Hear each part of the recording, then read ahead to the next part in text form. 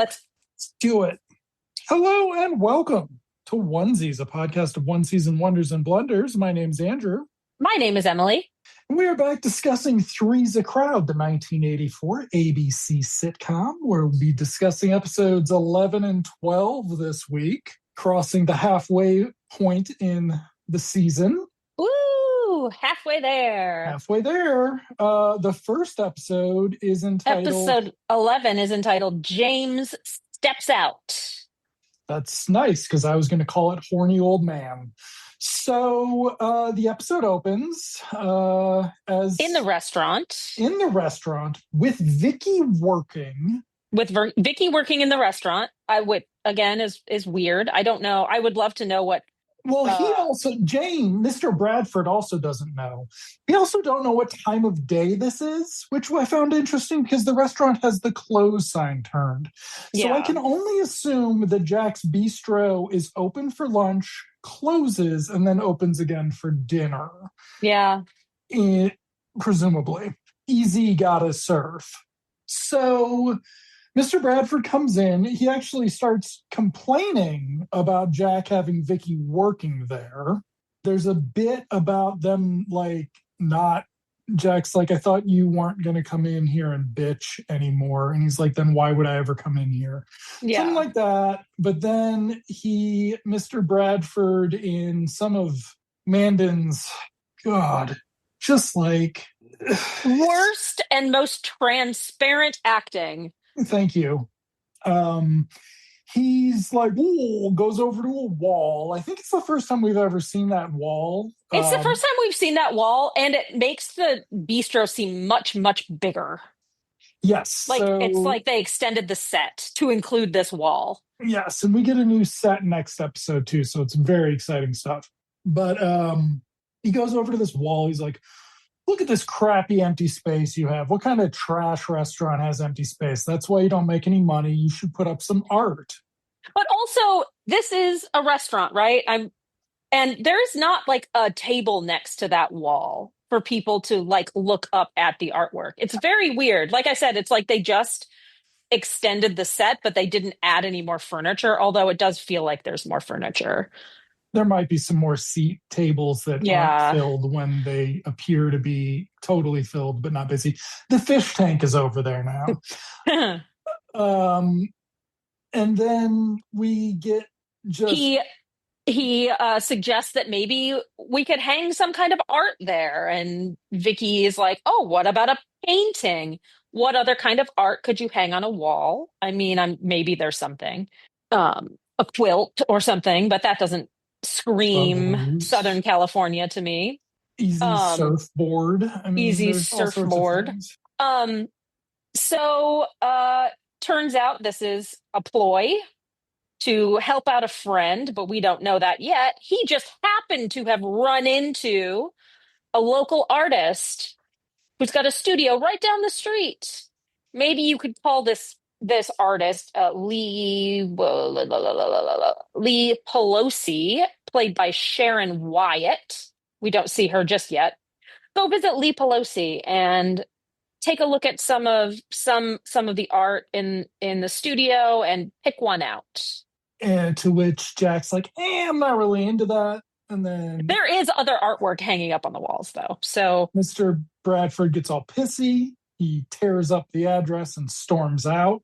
To which Vicky's then like, why can't you just go look and be nice? So yes, that's right. She gives him some... She sucks a little face to convince him to do it. So we're going to have that this episode. I don't think... This episode, we don't go to the apartment. So we are very much in this new sort of another new phase of the show where we have sort of abandoned the idea that the majority of the show is going to involve Jack and Vicky canoodling. We also will discover that we are not going to return to the sort of, the tone that we discussed last episode. Thank goodness. But there are going to be some very big differences in these two episodes. This one, to some extent, much more in the next one. But this one, we then are going to cut to the lady coming in to her beachfront apartment or whatever. It makes very little sense because it's a multi-floor living arrangement, but they are coming in straight from the beach, so perhaps the other apartment is in the basement. Well, maybe they're just Unclear. walking down the street from the beach to wherever they live. They're running in gleefully, Yeah. and you get to see a lot of Mandan chest here, so I imagine you were just like, Yeah. I you were just thrilled. Um, yeah. yeah. So yes, but we discover that Mandan is shacked up with this artist, Lee Pelosi, and there's an extended bit about she's trying to like the painter from downstairs returns a book. She tries talking to him. Mandan's like, get the fuck out of here, you piece of shit. You are human trash. And the So guy, let's pause really quickly because we glazed over a giant point that will be important in the future. She is significantly younger than him. mhm, So according to this, the actor Sharon Wyatt was born in 1953. That would make her 41 here. Mandan, I think we said, was 58. mm, But I'm guessing she's playing younger, even. yeah. And a very unique thing that probably doesn't happen much anymore, where an older woman plays younger. Actually, I just saw Weapons last night, and there's a couple where the woman is in her mid 40s and the guy is in his late 30s, and they're trying for a family. Hmm. So, it is still a thing to some degree. And much like Three's a Crowd, the casting in Weapons appeared to be about what kind of bosomness she was willing to showcase. Apparently, Sharon Wyatt was the only one who's like, yes, I She is will ice my tits. she is wearing a swimsuit. It is a one piece, very low cut, a lot of leg. We got a leggy episode. Um, Well, and then all of her other clothes are see through. So there's that. yeah. And Um, then there's kind of a funny scene where he's still got his swimsuit. So, okay, yeah. this is a thing from the 70s and 80s that doesn't exist anymore, or not in the same way. He's wearing swim trunks, but there's like a matching jacket, like windbreaker jacket. And again, as Andrew said before, it's like unzipped down to his dick hole, and you see like his entire chest. It is fairly disgusting, but don't worry because our artist friend has a robe for him to change into. So she has Mm, changed into her robe, mm. and she sends him away to change into the robe that she has for him in the bathroom. At which Um, point, at which point, Jack, ding dong on the door, in a dressed for suit, work. Yeah, yes, dressed for work in a suit and tie. He, met with this beautiful youngish woman, is surprised to find out that she is the artist in question, but goes in to check out her artwork. Uh, she's, and then Robert Mandan comes out of the bathroom. bathroom. The She is an abstract artist. We skipped over some of John. She's not. We skipped No, over some of John Ritter's great comedy work that I really love so much. He does a impression of an abstract painting earlier that yeah, really irons home one of the hosts' point on this program about John Ritter and his talents. But also, which is not, he actually does fine next episode is going to be a little interesting to talk about. Just, well, because it's less silly and it's more like, it's I a mean, real show. and there's still this miscommunication that could so easily be resolved. But we're skipping ahead, but basically what Three's a Crowd needs to be like a real show is Jessica Walter around for a sustained period to Yeah, bring some class to it. yeah. She's not in this episode. Speaking Yes. of class, The only part that made me laugh out loud on this episode, I forget exactly what's happening, but Robert Mandan flashes. Oh, Yes. yes. He's showing him that he's wearing swimming trunks, opens his robe, and he's not wearing any swimming trunks. Yes. I laughed. I'll be honest, I laughed. Yes. It's very silly. Actually, the actress Sharon Wyatt is laughing too, almost like it's improv or something, and it's not. Like we know that that's not a thing, but I thought it was I mean, genuinely we don't know funny. what Mandan had on under there, so it could have been, a Uh, Donald Duck mask or something like. yeah, Um, but yeah, so we get that. Jack pretty quickly figures out that they're fucking, possibly yeah, because Mandan's like, "Can you please get out of here so this hot young thing can take me on the magical mystery ride or something?" yeah, And we get Jack mugging for the camera about like, "Oh, maybe I'll just hang out, blah blah blah blah blah," and then Mandan scowls at him, so he leaves. yeah. But I believe they agree that they're going to take the single completed painting that we see In her studio, which is in her also her studio, apartment. which is her apartment. And it Um, is you're correct. It is not abstract painting. It's literally like colors blended horizontally down a canvas. Like it's I don't know what it is. I don't know what it is. It's like pastels too. It's not even like yes. whatever. And also does not match the room at all. No. Like all of these dark reds and golds and whatnot. And then you've got this pastel painting of like an ocean, maybe. I don't know. Jack's Bistro's interior design makes you think 1940s supper club or something. It's very It looks like something that after the show was canceled, they pulled to use on Golden Girls. right. Like it's the restaurant they go to. It's like old lady core. And that's fine. Yeah. It's just And weird. it doesn't, I mean, since Jack doesn't really have a personality, and to some degree, even less of one now, Yeah. um, it doesn't even, I mean, like, yeah. So we go back to the restaurant Hmm. where does Easy have a Easy's around for this, but he doesn't have any bits until the next one, right? Because Right. so Jack gets there. Vicky's still getting ready. He's like, "I need to tell you something." She's like, she talks over him, so he can't tell her. At which point, her father and Lee come into the bistro where her father refers to her as a waitress who works there. Yeah. So he does not refer to her as his daughter, Jack's girlfriend, It's very anything. strange. And I wonder why. Like, I wondered why. And I know it comes into play later, but it just seems unnecessary for him not to establish that this is his daughter.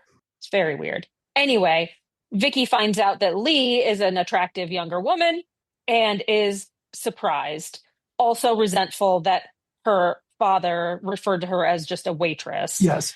Lee's outfit in this scene would be described as a thin toga. Off the shoulder too, Yeah. with a belt. I was talking to a friend of mine about our show, actually. Actually, I was talking about how much fun it was to record last week's episode. And he, a little bit older, and so he watched Three's Company as a teenager or as a teenager in the 70s. And his response was, "That show was great. None of the ladies wore bras." And apparently that's the energy they're bringing back. So I just happened to have it paused with Lee and Robert Mandan on, and yes, you can see nipple. Yes, because she was the one who said, "Yes, I will ice them." Like 100, like think about when this was made. Like this was the worst casting call. Okay. I'm gonna hit play again because I keep looking at her boobs. Um, there we go. Are you going to leave that in the episode? Yes. Sorry. That's our new t-shirt. Okay. So So they brought the painting to hang on the yes. wall, and Jack goes into the kitchen to get a hammer. Vicky kind of storms away after him, and then in the kitchen, yells at Jack for not telling him. Again, Yes. this is whatever, stupid. Um, We also had EZ making fun of Mr. Bradford's age, making fun of Mr. Bradford, including his age. That was actually the return to the restaurant, was Vicky mm, and EZ talking about that, and Vicky being like, "That's my dad," and it's like, "That's your dad who tried to get you raped last episode." Like, you need to acknowledge. And it's really kind of frustrating because in these two episodes, Vicky becomes very sort of one note, particularly in the next episode, which is yes, concerning as fuck. If this yes, were a real show, but it's not, so it's less concerning. Um, but there clearly is never going to be her acknowledging that her father is um, overbearing, intrusive, etc.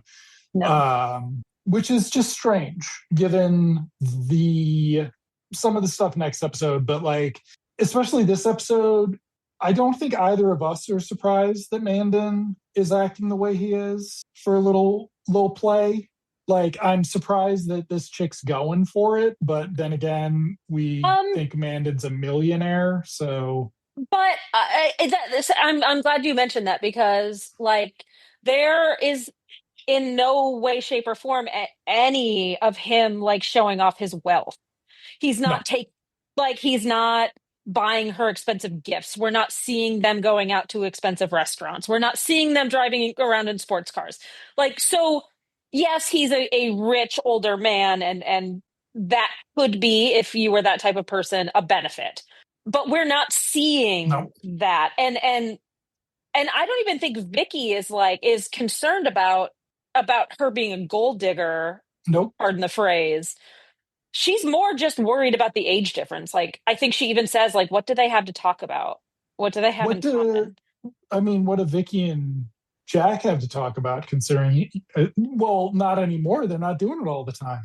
You don't know. They're just doing it off camera. It's not part of the story. Big changes to the show. So, is this where he's like, we're going to the disco and he dances his way out? No, I think I maybe. think it is because she's there. And she's not there for the next scene Yeah. with the jacket. So they're going to go to the disco now and dance the night away because he's a party man. And Vicky's really upset. And She's is this concerned about her father getting his heart broken, which again is fucking weird because, well, we'll talk about it at the end. so then? Is this She what tricks Jack into having the conversation with her her father about father, being careful to not get hurt and da da da da da. which involves the payoff being some face sucking. Yeah, So then the next day, presumably, we get to see Mr. Bradford's apartment or condo for the first time. It is um, rich sitcom set, quickly struck, I would yeah, say. Um, there's an extended bit about Jack falling down the stairs at the entryway, which Emily enjoyed because it was John Ritter being the greatest physical comedian since Don Knotts or whatever. Sorry. Um, and then but Mandan, oh god, it goes on for so this is how we kill some of the runtime, yeah. is that there was this thing about Mandan looking for a lost umbrella that That we're was not. like some fake excuse for him to get to go to the restaurant, and then since he was there, let's have this conversation Yeah, about how we can help benefit my sex life by buying a painting from this but artist. no, there's not, it's not even buying, they're literally just showing this local artist's work. Hmm, We don't discuss the buying. It's not like Jack couldn't buy it. that's true. And like, if you were going to showcase local Santa Monica artists' work, I feel like EZ would know a bunch of fucking surfers who would have like stuff, right? Like, I mean, it's just Well, the lack and of vermisitude to Jack's bistro really, really but also hurts it. like any, whether it's a bistro or a coffee shop or a public library or whatever, if you're showcasing somebody's artwork, you're like showcasing multiple pieces and Mm-hmm. you're having an event, An where people can opening. Yeah, where people can walk around and see the art and you're serving food and wine and none of this happens. So having a single painting hanging up on the wall in this bistro with no fanfare is not actually showcasing her art, which is, I guess, why I thought they had paid for it. But I guess you're right. Like, there's never talk about exchanging No, money. it's for exposure. So, at Jack's Bistro. So, Jack goes to visit him.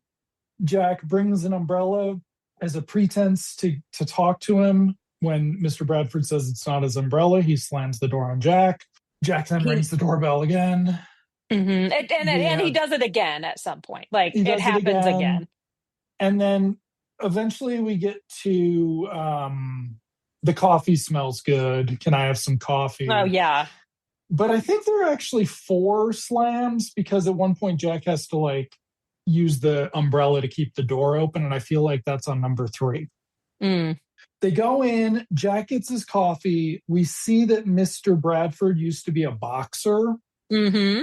based on a trophy that he has next to his couch because, And like it's like all from high school. from, well, I'm sorry, this is the most realistic thing in the world. What are you talking about? A 58-year-old white man lionizing something he did 43 years ago. Fair enough. Yeah. Fair So enough. we have this not funny scene where Jack tries to talk to him about the girl. Oh, but keep in mind also that, Jack sees the trophy, asks him what it's for. It's a boxing trophy that I won in high school. And this makes Jack scared to have this confrontation, this conversation, because he thinks Mr. Bradford is going to beat him up. Yeah, And this will come back. thank goodness. And so Mr. Bradford will be clenching his fists, and Jack will be like, please, sir, unclench your fists. You're making me uncomfortable. Yeah. And it actually struck me that this might be some of the smartest backstory, just because I think Mandan does clench his fists while acting. Hmm. It seemed like I think he does it, or maybe I was just whatever. Or it's not. Doesn't matter. So then Jack's like, well, let me get going then. Thanks for the coffee. You really like your girlfriend. I better get out of here. Yeah. He then knocks over the trophy with the umbrella, which is the greatest physical comedy since Buster Keaton, per Emily. And I think he even trips on the stairs again on his way out because, again, comedian. And that's the end of that scene. We actually cut with Jack having knocked over the end table and Bradford like staring at it and grimacing. And it is very they still don't have a handle on Mr. Bradford's characterization, which is a little concerning at episode 11. Yeah. So we then go back to the bistro Yes. And it's where Vicky walks to the kitchen where Easy is cooking something. And I think, if I'm not mistaken, this is the scene where there's all the goofs and gags about Mr. Bradford's age. okay. And then Jack gives her the report, and he says Mr. Bradford is really into this chick. I did not get that vibe from Mr. Until Bradford at all. I I got it got at the very end. at the very end, well, we'll get to it, but like it's not. I mean, I went into the situation assuming that Mr. Bradford is just, really happy he's got a hot young thing. And he does not dissuade of that. Jack is like not owning up to his cowardice in the face of Mr. Bradford resting his hands in a fist. So instead, he's like, no, he thinks they're soulmates. I can't break them up. Can't be Yeah. done. And then Vicky's like, well, you're just going to have to go talk to her. And Jack's like, no, I'm not going to do that. And Vicky's like, She tries to use her feminine wiles, yep, and even that doesn't work. even that doesn't work. And then she's like, well, then I'm going to have to do it myself. And Jack's like, okay. She's like, darn, I thought that would work. And I'm like, why? Why would that work? Your And then second build on this show. and then she calls him a coward, Yeah. even though she manipulated him to Yeah. go talk to her father before. Mary Cataract is second billed on the show, and she is treated more incidentally than easy to some degree in these two episodes, especially Wild in the next one. Yeah. Because you can't talk to women under a certain age. Anyway, so she then goes over to Lee's, and we get a juxtaposition with how Mr. Bradford greeted Jack, whereas Lee is very warm, invites Vicky in. Vicky reveals that she is. She uses the umbrella ploy. Yes. Oh, did you leave this umbrella at the bistro as an excuse to go inside, which is silly. Whatever. I was thinking like about how much the show refers to rain. Like in the opening sequence, there's a few shots of rain, and then like this umbrella thing. It doesn't rain that much. I mean, there might be like rainy times, There's Isn't but it there a doesn't. song about how it rains in Southern California? There's Loudon Wainwright, Rain in LA, or there's a Randy Newman song. Oh no, It that's I never Love LA. rains in Southern Whatever. California. Whatever. It doesn't matter. Okay. So they talk, and we get a little bit of Lee being like, I guess not particularly romantic, but like, what's your problem with your dad and I? And she's like, I really like your Well, dad. no, we get the reveal where she's like, "Do you have the hots for him?" Oh, yeah, yeah, yeah. And Vicky's like, "No, it's my dad." No. Um, and then things kind of shift a little bit. Like there's a little shift in the conversation, in the tone of the conversation. But again, it was like it was completely unnecessary to pit these two women against each other over the same man for 5 seconds. It was very, very weird. And I don't know why they did it. I wish I could get an explanation as to why they. Talentless hacks would be the explanation for that. Um, so then Vicky asks for a glass of water and is given A a, paper cup. a Looks like something you get at a doctor's office. yes, a teeny paper cup of water. And I'm just like, what was this a thing? I don't.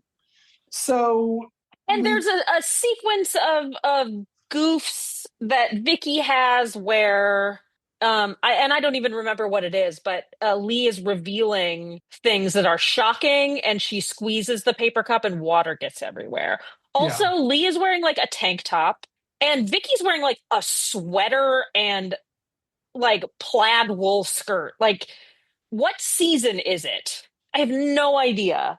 Whatever. But there's a series, they're having this conversation. Vicky is trying to be forgiving, like, oh, I bet you care, you really care for my father, and I really appreciate that. It's da da da da da. Um, but do you remember what the gags are where she keeps she asking for more water and then yeah, she keeps squeezing the water until finally she sees that there's somebody in bed, and it's not her father. Instead, it is the guy, the painter from downstairs. And Vicky's like, wait, I thought you just said you were all about my dad. And she's like, oh, did I? Anyway, I'm leaving tonight with this dude. Here's a yeah, breakup letter for your dad. yeah, To which Vicky then asks for another glass of water, which she then douses Lee in, which is supposed to be really funny. yeah. We then cut to the restaurant where Mr. Bradford's coming in for a special bottle of wine for his evening with Lee, and Vicky gets Jack to tell Mr. Bradford the bad news, which Mr. Bradford initially doesn't believe, but then He does. gives him the letter. Yes. Mr. Bradford's also surprised to hear that Vicky was so concerned about the situation. So then Mr. Bradford reads the letter, is very stoic about it. He Jack, says, Lee wants me to have this painting, takes it off the wall. This is where I was like, oh, he seems to really be heartbroken, because then there's a scene where he goes outside and he's standing there alone, and he sees a garbage can and he puts the painting in the garbage can. And some loud jacket that she had So, convinced him to buy.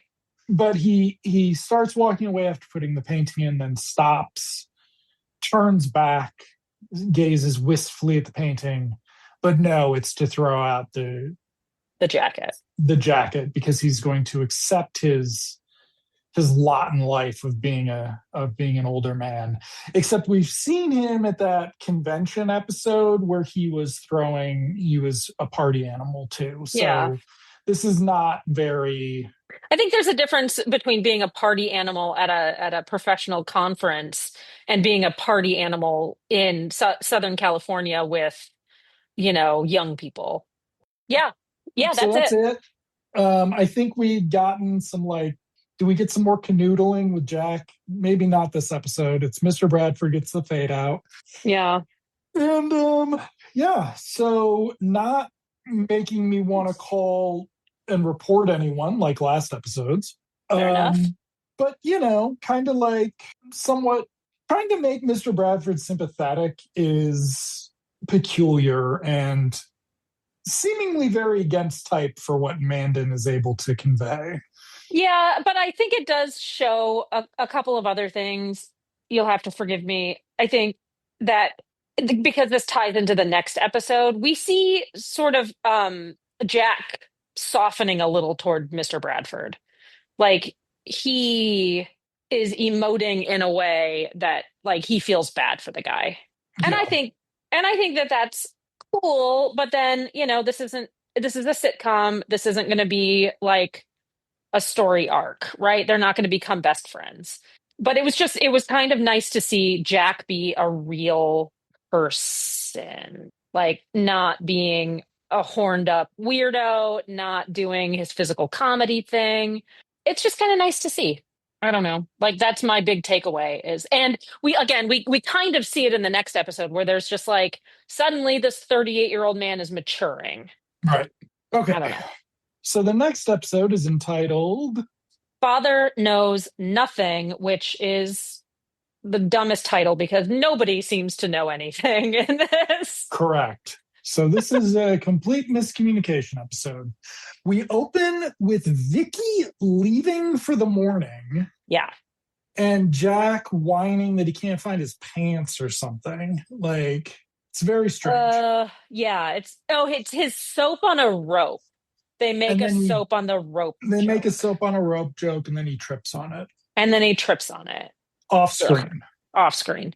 Um she has so she has grabbed a golf bag from the apartment and left.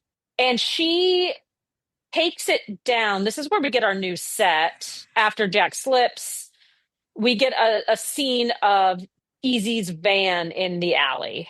And Easy's like very excited to see her because he's a happy go lucky guy. And she asks him to hold the golf bag. It's got a red ribbon on it because it's a gift for her father. And Jack cannot keep a secret. And then we get a little joke about the secrets Jack can't keep. Now, Hmm. did you notice Easy's hair was different? I guess I didn't really. We have lost the blonde fro, and instead we are going with like a blown out version of a hair helmet. It's interesting and less endearing, which is a Yeah. vibe for this episode. So Easy then He invites her invites in. her in, yeah, and the joke, she's where's the bed? You're standing on it. But he has a new pet. A dog had followed him home, and it's in a box, and there's hilarious misunderstanding. Oh, I love this guy. He's my new best friend, but I think he's a little sick. And Vicky's petting the dog and is like, this is not a boy, and this is not a sick dog. This is a girl, and it is a pregnant dog. Can I tell you that I am so disappointed that we did not get to see puppies? This is I was actually, yeah. Chekhov's puppies. I want puppies. Bring them This, in at the end and have a box of puppies. despite the dog getting a close up in this scene, suggesting they know that they are supposed to showcase the dog, this will be the dog's last scene. We will get a funny scene with a cat, but they were like, we can't afford trained animals for more than 3 hours the whole week. So then Vicky's like, you got to take her to the vet. Easy's like, I got to get to work though. To which Keep in Vicky, mind, Vicky is wearing yep. her uniform, but she agrees to take it to the vet. There's one right down the street. And I'm like, so we could have asked Jack to go to work earlier. We could have, so very confusing. But then we cut to the apartment Mm-hmm. where Mr. Bradford has arrived to have a serious talk with Jack. And we get a basic repeat of that scene from a couple episodes ago where Jack all of a sudden is just like, oh, you finally want to talk to me. Yeah. I've wanted your approval for months, sir. Yeah, so this whole like him being sympathetic toward Mr. Bradford is now gone and he's begging and Mr. Bradford is back to his old antics And so because television. the deal is that Mr. Bradford doesn't like his ex-wife, Mrs. Bradford, being around town, Hmm. finds it annoying because she is pressuring him to pressure Jack into marrying Vicky. Vicky. And Mr. Bradford's very put out because he's like, my wife has the idea that Vicky doesn't want to get married because of me. And Jack's like, I mean, that is true. That is exactly why she doesn't want to get married. And Mr. Bradford's like, fuck you. You don't know what you're talking about. To which there's then a phone call. A phone call and it's And Dr. Smith or Dr. something. Smith, the veterinarian, Yep, Dr. Smith. there's a cat in a cage that is playing with something. And I was impressed that they hired a trained animal. Very impressed. What a sweet kitty. I just wanted Yes. to take that cat home. But um he does not identify himself as a veterinarian. The cat is simply in the scene to reinforce that this is the vet that Vicky took the dog to. And he never identifies himself that way, but he says, I'm calling for Vicky Bradford. And, she forgot the prenatal pills. And then we get some of Jack's hilarious physical comedy where prenatal um, bumbling. Mr. Bradford is in the room, so he overhears it. And both of them come to the conclusion that Vicky is pregnant. Um, And this will be a great way to leverage into marriage. yes. And a great excuse for Mrs. Bradford, who's hanging around town, to show up and save the show as well as she can. Yes. So I didn't actually think she was going to show. I didn't know what I thought the plot was going to be, but the way, because it's like Mr. Bradford's just like, oh, I hate her so much. And I'm like, oh, you didn't hate her so much in that one episode we watched, but okay. 2 episodes ago, he could stand being around her, but he's back to not being able to stand her. Yes. So we return from a commercial break with Mrs. Bradford waiting in the apartment with Jack and Mr. Bradford. And we are going to now. Mr. Bradford calls Mrs. Bradford to have her come. Yes. And they are And sitting as far away from each other in the living room as possible. And I also want to remind you, only because it's weighing heavily on my mind, Jessica Walters is younger than me in this episode. Sorry, I'm having a crisis, folks. It's okay. I don't understand why you aren't smoking more cigarettes and staying out in the sun 25 hours a day, Emily, like you do. Okay. So they have an awkward-ish scene where I think they make fun of Jack a little. but they're generally happy about this. They make Mr. Bradford makes fun of her being a grandmother, and she's just like, "Fuck you, you're older than You're I a am." you're a grandfather. Yeah, Yeah. Because I think um, Jack comes in and calls him Gramps or something, Grandpa. Yeah. and he screws up his face, right? Like it's yeah. So then Vicky comes home, and we get. I was at this point in the episode. We're certainly going to do better than we do here, but they all then crowd around her. And they're fawning over her, asking her lots of questions Yes. that one would ask a pregnant person. It's very weird. Yes. And she's like, well, it's great you guys are here together. But I'm gonna go. I've had a long day. And she's like, I'm really tired. And they're like, why? She's like, because I just got home So from work. part of the conversation that they're having before they get home is who she likes better and who she's going to tell first. There's also something about who the baby's gonna look like, which is Be- obnoxious because because Jack is just like excited. He's just like, oh my God, I wonder what the kid's going to look like. I wonder if it's going to be a boy or a girl. Like he's just excited and they make it all about them, the yeah. Bradfords. Um so then Vicky goes in and changes, which is interesting because for a show that has apparently Mary Cataract was like, we're cutting back on like my grandpa tried to watch 2 weeks ago and he said he saw way too much of my butt He said he leaning saw way out the too much window. skin. Yeah. Yeah, and I'm not doing that. And you had Nipple Girl last episode. It'll be fine. Yeah. And so clearly somebody was like, fine. And she's like, I just watched, like, somebody called me up and was like, hey, did Mr. Bradford try to get you raped? And I'm like, no, but I asked you that and you said no. But that's what it was. David Mishkin wrote that. And they're like, okay, you don't have to actually run around. You do need to suck as much of John Ritter's face into your mouth as possible, but you do not need to run around in shorty shorts. So she changes into like a full length bathrobe with Yeah. shoulder pads. And I'm like, Which we've okay, seen before, I think, when in the sick I think episode so. and a couple other Yes. times. I Yeah. think we've seen her in something similar. We know that they do not have much of a clothes budget. Yeah.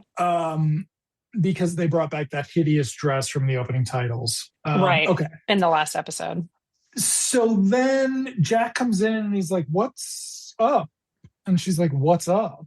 And he's like, do you have anything to tell me? And she's like, I do not. And he's like, are you sure you don't have anything to tell me? Because I'm pretty sure you do. I'm pretty sure there's a little secret from today that you haven't been telling me. She's like, oh, God, how did you find out? And he's like, what do you mean, how did I find out? And she's like, well, I wasn't going to tell you. It's not yours. There's also during this scene, he's doing the obnoxious thing where he's like touching her tummy that I people missed do that. with pregnant Okay. people. It's subtle and like because I even questioned it, like, does he normally touch her like that? I don't think one puts one's hand on the front of somebody's stomach just casually. Like That ain't where he's been putting his hands. so clearly she thinks that he's talking about the golf bag. Jack thinks that the baby's not his, which he's shocked by, and he's like angry, but like not realistically angry. He's sitcom angry, He's right? kind of Like angry. This is, however, some of John Ritter's best acting on the show. he's bewildered. He seems bewildered, And and then just he in go ahead. shock. Yeah, and then he has to go out into the living room and like relay this information to the parents. And this is where we start setting up the actual episode and where it's, oh my God, kind of, I mean, it's not great, but it's, if I saw this first, I would be a lot more enthusiastic about this show because it seems like Mrs. Bradford's a regular. I skipped the credits, so I don't know if she's in the titles. I doubt it. But she seems very much like a regular. We have a different dynamic. Now, this is going to become problematic in a bit because Vicky's going to be, I mean, she doesn't even qualify as an object because she's off screen so much. So she has Yeah, no agency. she has And no agency, and she is like the topic of conversation, but yes. never a part of the conversation. So they are sitting around, and Jack's like, she said it wasn't mine. And they're like, God damn. And Mr. Bradford's like, you raised a fucking slut. And Mrs. Bradford's like, fuck you. She gets it from you. And he's like, hey, it's okay though, because I'm a guy.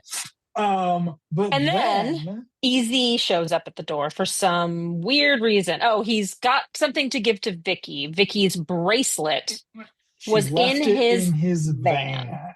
And this piques Jack's interest, this piece of information.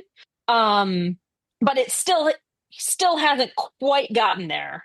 Um, and but Jack asked the question, like, how did it get in your van? And Jack's like, Or or easy. Easy's like, I'm not supposed to say.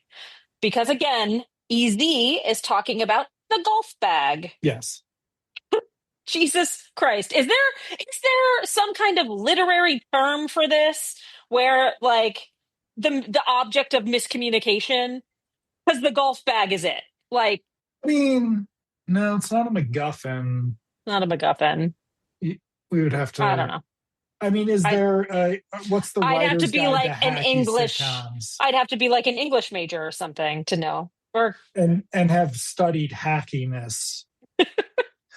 Okay. So we then, I mean, however, I will at least say that on this program, the scenes of confusion are consecutive for the most part, especially this episode. mhm. Whereas when I mentioned Evil last time doing the same thing, they will cut in a pause in a conversation where it's like, no, Vicky was in my van to cut. And then like 6 scenes later, they're like, what was Vicky even doing in your van? And it's like, why the fuck did we cut away from the conversation? If you Yeah. like, it's really hacky. And sort of labored manipulativeness that I don't know. I casually blame on M. Night Shyamalan, but I mean, it kind of there is a distinct change to how reveals and narratives have worked since The Sixth Sense. Like that is Yeah. a fact. Okay, so we then have Mr. Bradford being like, "Oh well, he fucked her," and Jack's like, Yeah. "What?" And Mr. Bradford's like, "Oh yeah, he just told you, man. He just told you he was laying pipe this morning." Yeah. And And then they're goes after him? Does he go after him? yes. So Mr. Bradford's like, why aren't you beating the living shit out of him? Why don't you kill him with your fists? Yeah. And Jack's like, I don't understand what's happening right now. I want to talk to Vicky. And Mr. Bradford's like, fuck that. You don't talk to the woman, you kill the man. And Jack's like, I'm not gonna go do that. Wait, have we had the scene where Jack lays on Mrs. Bradford's shoulder? Yeah. That was Okay, when he so first came out after Vicky there's a told him it lengthy wasn't his. scene where Jack is upset, so Mrs. Bradford has him lay on her shoulder. And is I'm very just performatively quickly patting him on the it's back. Like, it's knowing that she is 6 years his elder, it's not like the vibes of it are off. They're not as off as they could be, yeah. but it's just not, it does not work, especially when Mr. Bradford starts then pushing Jack onto back onto her shoulder as they are having, this is where they're having the conversation about how did you raise such a slut? Yeah. And and Jack keeps getting upset. And Mr. Bradford keeps pushing him back onto Mrs. Bradford's shoulder. It's very weird. It's also like the first time we've ever shown Mrs. Bradford using sort of reassuring physical contact. Like it's just a Yeah. weird vibe. It also is they get away with it because Jessica Walter somehow keeps a straight face through all of this. I was so impressed with her in this episode Yeah. because like they really did bring her in, give her a lot, and all of a sudden it becomes more of a real show. But then you realize that Vicky is out of sight, out of mind, like no mind. She's, does not exist. However, um, In a couple minutes from where we just left off, like Jack goes chasing after Mr. Bradford, Yes. and Vicky comes out, and there's our first scene in this whole show, again after another scene, where they have a conversation without any men in the room. Yes. It does not pass the Bechdel test because they're Nope. talking about the men and the men who are They're not in talking the about the room. men. Yeah, but And it's the first time we see them communicating, and it's like nice, even though they're just talking about dudes. They're just like miscommunication. But this is when Vicky, well, whatever. Let's talk about this. Easy is in the kitchen, and Mr. Bradford comes in to beat him up, and Jack he doesn't arrives, he doesn't pulls know Mr. what's Bradford going out. Yeah. on. Yeah. Pulls Mr. And Bradford out, and Jack's like, I'm going to deal with this. I'll do it. yeah. Goes in, talks to Easy. Easy's confused about the entire situation. At some point, he's like, well, I just was doing what Miss Vicky asked me to do, which Jack is just like shell shocked about. And then Jack's like, Jack but says you better do the right thing. and Easy's like, I will, man. I will. Which does not carry the same gravitas without the blonde fro. The hair helmet does not carry in the same way. So Jack then stumbles out into the thing. Easy gets a closing line of, I don't know what he's talking about. This show would be better if Easy turned to the camera and was like, there's some wacky folks in Santa So Monica. Gary Shandling, like breaking the fourth Yeah, wall. Yeah. that's about it. That would help. So then Mr. Bradford's really pissed off because he's like, I don't want him for a fucking son-in-law. I didn't want you. I sure as shit don't want him. And Yeah. Jack's like, you want her to get married? And he's like, not to him. And Jack's like, So he formulates a plan to give Easy a job in his company. yes. So And this leads he's going to be VP of marketing or something. 30,000 a year. 30,000 a year. Woohoo. It's 1984, man. Calm I know. down. Damn. Damn. I wonder what that is in today's dollars. I could Google it. You should Google it. So, Mr. Bradford's in there. He comes out. Easy's like thrilled. He pops his head out. He's like, Mr. Bradford said he's giving me a job. I don't even know why. And Jack's like sat at the table. Mrs. Bradford, does she come down with Vicky? No, we cut to them having a conversation, I think, because Vicky is telling her mother all of this stuff. Yeah, Oh, it was, I think when we cut back upstairs, we're mid conversation, and Mrs. Bradford's like, oh, so it's Easy's dog that's yeah. pregnant. And whatever. It's really silly. But it's so nice to see them together having a conversation. Yeah. I don't like Vicky in this scene. My it because it's throughout the whole thing, but in this particular episode, for some reason, it just makes me cringe a little bit more. Where she's like, "Oh, Jack," like, "Oh, these guys and their miscommunications," and it's like, I don't know, like, if this were to happen in real life, this would maybe not be traumatic. I think that's probably going a little far, but just think of all of the stress you're putting on people by not just communicating. It's undue stress on Easy, on the parents, on On the other Jack. hand, Easy is apparently so dim-witted, he does Yeah. not ever understand what is going on, Yeah. which is convenient for the show. So Then we cut yeah, back to the restaurant, and they're having the conversation. This is when Easy pops his head out and is like, I'm a vice president. Um Vicky comes down and starts to try to explain to Jack, but he interrupts her. He's like, look, I don't fucking care if I'm not the father. I want to marry you, and I'll raise the kid and I'll love it because I love you so much. Like, I don't know what you're doing, but that's where I'm at. yeah. And Vicky's like, oh, that's so sweet. It's a dog. And he's like, what? And she's like, it's Easy's dog. To which Mr. Bradford then sticks his head in and goes, "You're fired," or "offer rescinded," or something like Something, that. yeah. There's some face sucking because Jack's so sweet. And she's like, There's would you really raise this a child that wasn't That's yours as right. your own? Do you So really love me that much? here's where we get what I wonder if they will continue with this. Though we are, what do we have? Do we have five Jessica Walters left or only four? I Have don't we had remember. four? I think we've had our four already because we had her first appearance. We had the time she shows up for a scene because they realized how well she was testing. Then we have the episode where Mr. Bradford tries to sell her off. And then we And then have this is the this fourth one. episode. So this she's only in eight, so we only have four more, but we have another 10 episodes. Great. Great for us. So then But it's we, 5 more episodes of this podcast. So she's going to be in potentially 4 more episodes. or if we're unlucky, two more episodes. Yeah. Okay, so while Jack and Vicky are sweet, smooth talking and smooching, we then cut over to Mrs. Bradford and Mr. Bradford arguing. And we cut back and forth, back and forth, back and forth. And it ends with Mr. Bradford and Mrs. Bradford telling each other off, I believe making age related jokes about each other. He storms out the front. She goes up to the apartment while Jack and Vicky suck face. That felt like the end of a pilot.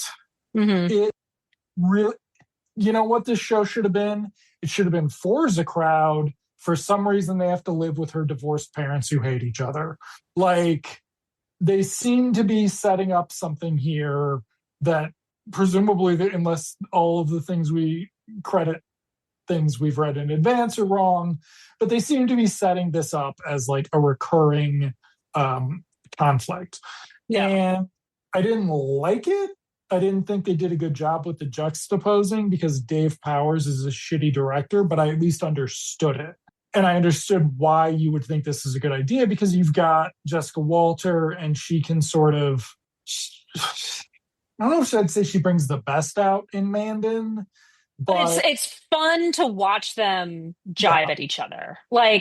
Their It's not, Bickerson stuff, it's not yeah, it's not good. pleasant, but ugh, gross. They just Her made out. timing is fantastic, is the thing about Yeah. Jessica Walter. So even when it's Yeah. bad, it's well, like even the shoulder thing, she's timing it well. Yeah. Like it's very difficult to, you know, it's very impressive to see her be able to bring this level of just basic competence to the show with so Yeah. much going against it.